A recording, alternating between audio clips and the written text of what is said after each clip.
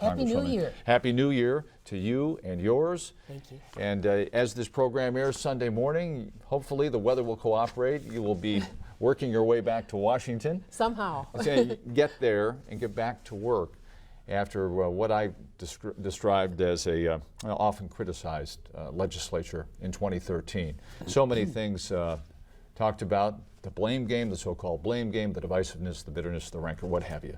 But you were able to come to terms on this budget. And is that the kind of compromise that we can come to expect looking ahead in 2014?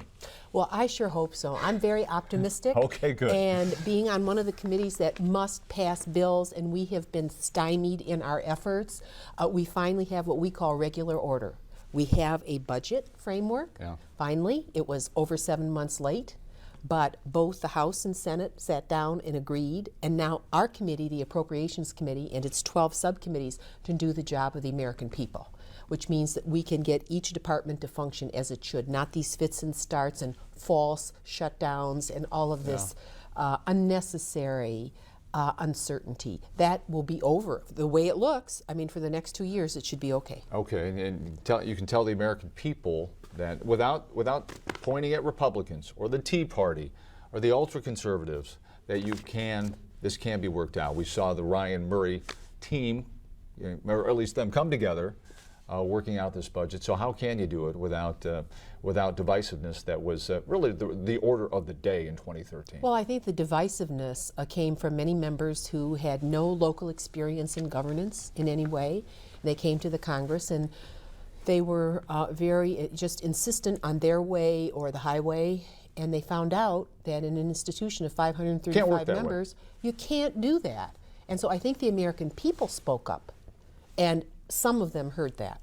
And lawmakers looking ahead said they really mean business, and I'm talking about the American people. Yes. New poll released this week, 17% of the American public trust Congress.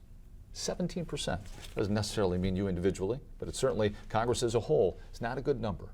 Yeah. So marching ahead, how do you get that number to come up? Well, I think Congress has to be at once with the American people. And when we have lingering unemployment, when we have problems in the economy, when we need to hold Wall Street accountable, when we need to make the government work for the American people, we have to do our job. And that's how you gain confidence. You do your job. Okay, priorities now, looking ahead in 2014. The debt ceiling will come up again. The government shutdown won't. Thankfully, that's done. But the debt ceiling is going to come up. Entitlement programs, what to do with entitlement, Medicare, Medicaid, Social Security. So let's address the debt ceiling first. Well, on the debt ceiling, all that's about is, are we going to pay our bills, past bills or not? Are we going to pay for the wars? Are we going to pay for the damage Wall Street did with the terrible recession that we went into and the cost of unemployment, the cost of medical care for people who fell out of the workforce? I think that the top priority has to be the restoration of unemployment benefits for millions of Americans who were cut off. Left out in this budget. Yes, so short term, that's my number one priority. And do you see progress being made on that? Obviously, Democrats and Republicans felt enough of this budget to leave that out. Right. Was it a case of, well, this is good enough for now, and we'll see if we can get back to work and restore these when you get back? Or you felt like, I mean, how were you able to vote yes with the extension of unemployment benefits ending? With the hope that Senator Reid's statement that it would be the top priority in the Senate might wash over to the House in early January, and that we could restore those. You know, Ohio is one of only 5 states in the Union where unemployment is ticking up. We're doing quite well, but then we began to backslide, and despite the recovery in the automotive industry, not helping people who are falling out of the workforce operates against Ohio's best interests, because people aren't paying their rent then, they aren't buying food, they become more and more dependent. And so for Ohio, it's a must. And how Speaker Boehner could not allow that to come forward is a mystery to me. You'll have to ask him. But coming from Ohio, there's no higher priority than to take care of the unemployed. Okay, get that. That's on the table, the Farm Bill. Yes. Working on this Farm Bill for how many years? Oh my goodness. It's upwards of 3 years now that I'm not on that committee anymore, but no, that is Ohio's biggest business.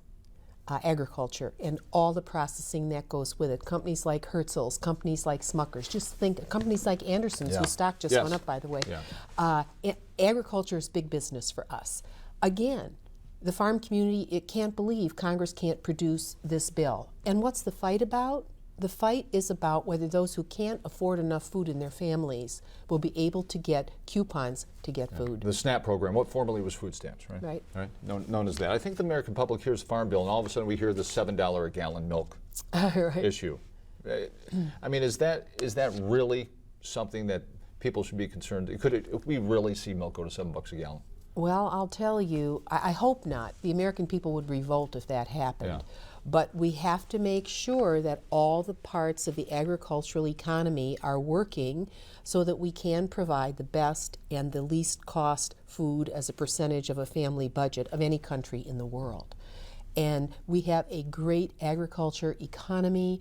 The fact that this Congress couldn't get a farm bill out shows you the level of dysfunction. Farm bills used to just go through, no more. There's controversy about everything. And it's not constructive. And it's not constructive to a place like Ohio because it causes buying decisions not to be made. Big companies can't plan on what the market might do because the government is so involved in agriculture, certainly row crop production, which is big business in Ohio. And the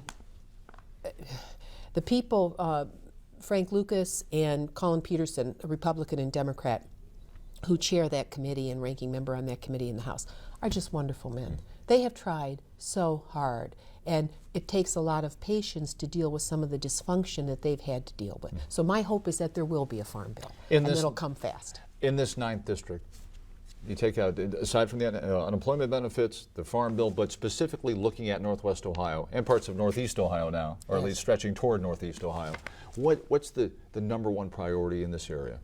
Economic growth. Yeah. Whether that means the development of our ports. There's no district that has more ports than ours.